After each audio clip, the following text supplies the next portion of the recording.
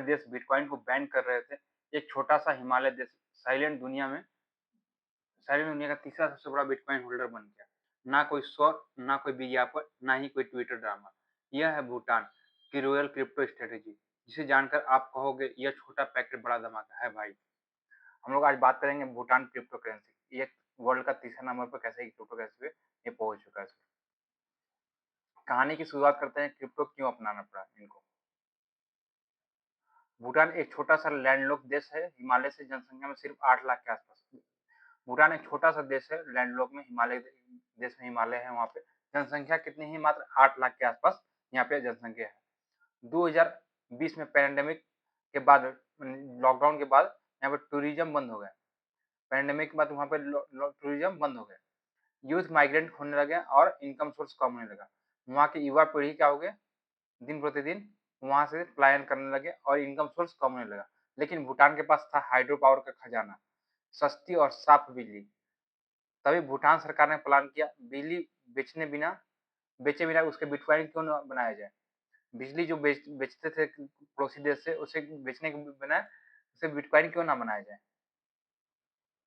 Bitcoin mining, green mining और clean.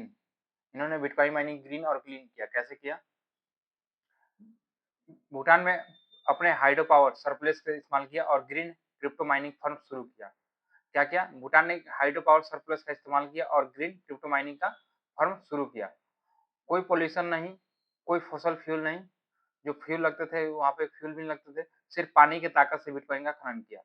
वहाँ पे हाइड्रो पावर पानी का ताकत से क्या किया, वहाँ पे बिटकॉइन का खनन किया। Secret project, drug holding investment, DHI के नाम से एक सरकारी कंपनी माइनिंग कर रही थी।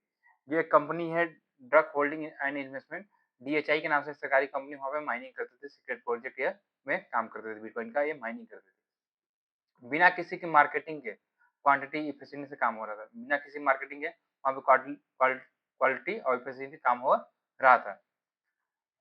2024 में भूटान का माइनिंग करके 13,029 मतलब लगभग 7,000 करोड़, मैंने आठ लगभग डॉलर बात किया तो 8,000 मिलियन डॉलर का इन्होंने क्रिप्टो माइनिंग करके वहाँ पे बिटकॉइन का माइनिंग करके उन्होंने निकाल चुका और बना दुनिया का तीसरा सबसे बड़ा क्रिप्टो माइन बिटकॉइन का होल्डिंग सब बना दुनिया का तीसरा सबसे बड़ा सरकारी बिटकॉइन होल्डर भूटान। दुनिया के देश में रैंकिंग देखा जाए बिटकॉइन की होल्डिंग कौन कितने कौन कौन कर रहे हैं, कैसे कैसे, तो यूनाइटेड स्टेट में यूएसए का देखा जाए तो लगभग 2,15,000 बिटकॉइन माइनिंग रखे हुए हैं अभी तक अपने पास रिजर्व में। वैसे चाइना का देखा जाए तो 1,90,000, वैसे भूटान का देखा जाए 13,000 और एल्सेवियर का देखा जाए तो 6210 बिटकॉइन यहाँ पे होल्डिंग ये कर रहे हैं अभी। माइनिंग के फायदे और पैसा कहाँ गया? 2023-24 में बिटकॉइन की माइनिंग बेचकर सरकार ने सैलरी दोगुनी की। जो भी वहाँ पे 2023-24 में ऐसा आ गया कि बिटकॉइन बेचकर लोगों को सैलरी दोगुनी करनी पड़ी। यूथ को रोकने के लिए रिमोट जॉब्स और टेक्निकल जोन्स बनाए गए।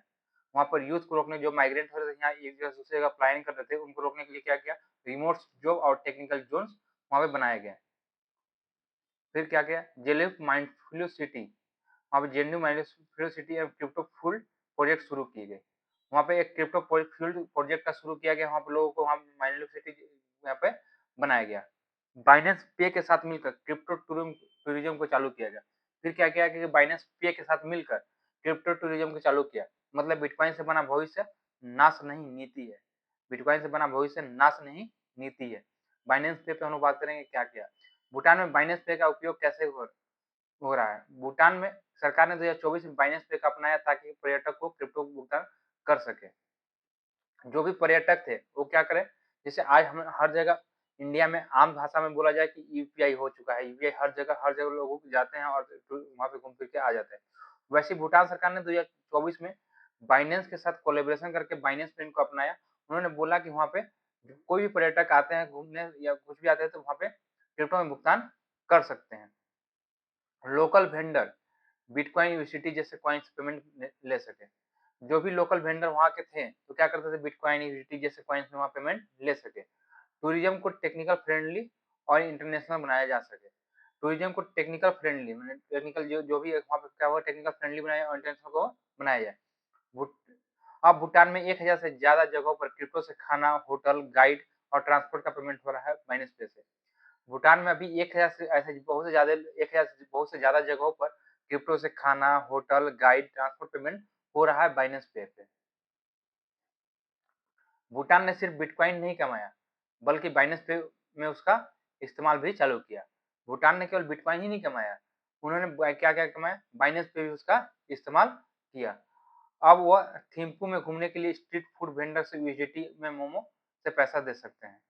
वहाँ थिम्पू एक जगह का नाम है, वहाँ पे स्ट्रीट फूड वेंडर को आप जैसे वहाँ पे खाते हैं स्ट्रीट वेंडर मतलब स्ट्रीट फूड में लगे हुए ठेले वाले, वहाँ पे स्ट्रीट से भी मोमो आप ले सकते हैं, पैसा देकर ले सकते हैं और सामान वाला बोलेगा भाई साहब क्रिप्टो एक्सेप्टेड है। वहाँ पर सामान वाला जो बेचेगा वो बोलेगा भाई साहब क्रिप्टो यहाँ पे एक्सेप्टेड है। जैसे हम लोग बात करते हैं इंडिया में हर जगह क्या है यूपीआई एक्सेप्टेड है, वैसे ही वहाँ पे बोलते हैं लोग क्रिप्टो एक्सेप्टेड है हर जगह। क्या है सुरक्षित और टिकाऊ है?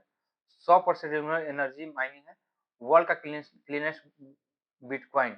अभी बोला जाए तो वर्ल्ड का क्लीनेस्ट बिटकॉइन जहाँ पे किसी प्रकार का एनर्जी लॉस किए बिना यहाँ पे बिटकॉइन के अंदर हाइड्रो पावर के एनर्जी से यहाँ बिटकॉइन की माइनिंग की जा रही है। बिटडीड चाइनीज फर्म के द्वारा कोलैबोरेशन करके 6000 मेगावाट माइनिंग कैपेसिटी बढ़ रही है।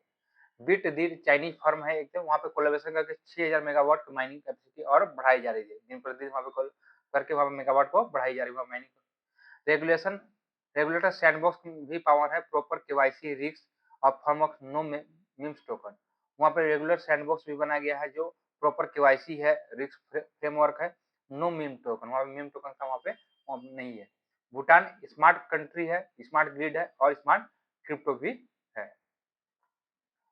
सीखे क्या हमारे लिए? भारत, अमेरिका और यूरोप जहाँ रेगुलेशन, टैक्स और कंफ्यूज में उलझे हैं, वैसे भूटान की क्वालिटी करके दिखाया छोटा सा देश साफ बिजली और साफ नियत के साथ दुनिया का टॉप 3 में आ सकता है।